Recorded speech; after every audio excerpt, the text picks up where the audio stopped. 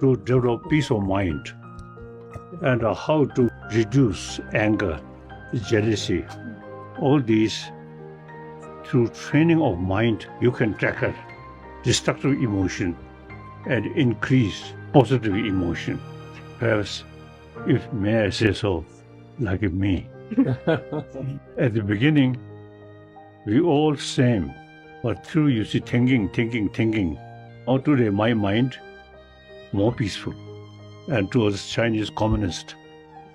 Instead of anger, I really feel sympathy.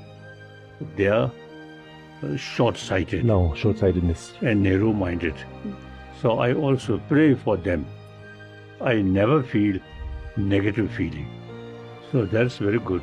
So firstly, the net mind brings very sound sleep. No anger.